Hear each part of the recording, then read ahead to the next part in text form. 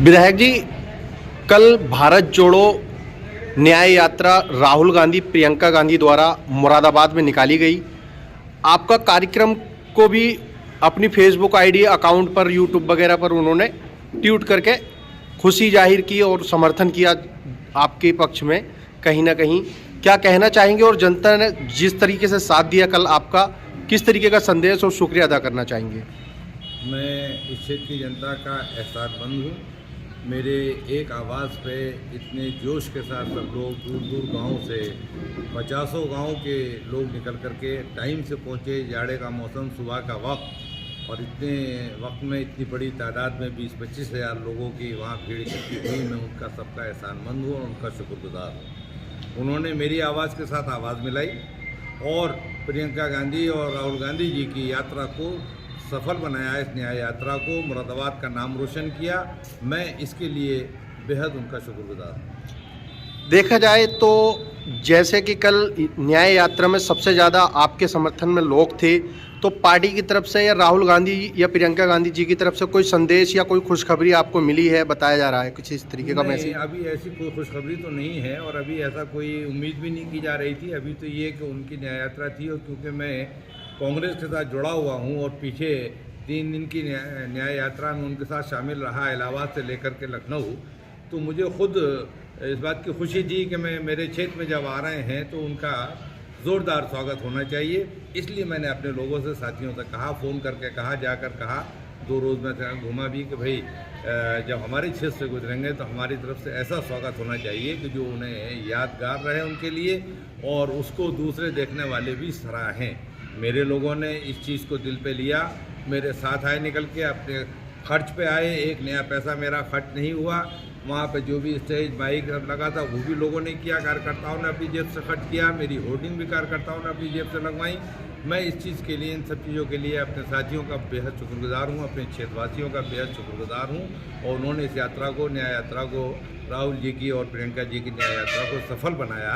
मैं इसके लिए उनका एहसानमंद हूँ।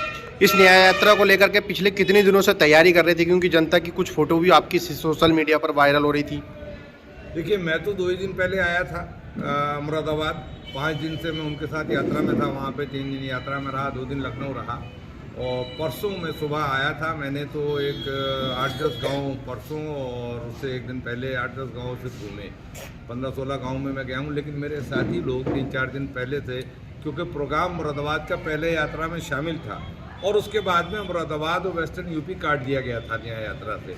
सीधे वो कानपुर से झांसी होकर के राजस्थान में प्रवेश कर, मध्य प्रदेश और राजस्थान में प्रवेश वो कर रहे थे। लेकिन फिर 3-4 दिन पहले ये प्रोग्राम दोबारा शामिल हुआ कि नहीं, वो वेस्टर्न यूपी में भी आएंगे और मुरादाबाद से 24 तारीख को यात्रा शुरू करेंगे। तो जब ये हमें 4 दिन पहले खबर मिली तो मैंने अपने साथियों को लखनऊ से फ़ोन कर दिया कि भाई आप लोग तैयारी कीजिए, राहुल जी और प्रियंका जी आ रहे हैं मुरादाबाद, उनका स्वागत करना है।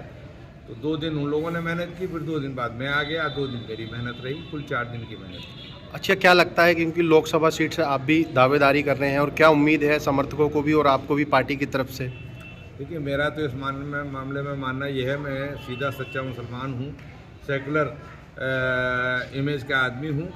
अल्लाह ताला के ऊपर पूरा यकीन रखता हूँ। मेहनत करना हमारा फ़र्ज़ है, हम अपनी मेहनत कर रहे हैं। कामयाबी देना उसका काम है, वो अल्लाह पाक की तरफ है, उसका फ़ैसला है। जो मंजूर होगा, जो फ़ैसला होगा वो हमें मंजूर होगा। हमें उम्मीद पूरी है इंशाअल्लाह ताला कि हमारी मेहनत रंग लाएगी और हमें मौका मिलेगा। अच्छा, इस यात्रा से किस तरीके का न्याय यात्रा से किस तरीके का मैसेज गया, क्योंकि जनता बेततात थी राहुल गांधी जी की? देखिए, पिछले 10 साल से जो मोदी जी के नेतृत्व में सरकारें चल रही हैं देश की, और यहाँ भी उत्तर प्रदेश की भी 7 साल की सरकार हो गई योगी जी के नेतृत्व में, आम आदमी पीड़ित तो है ही।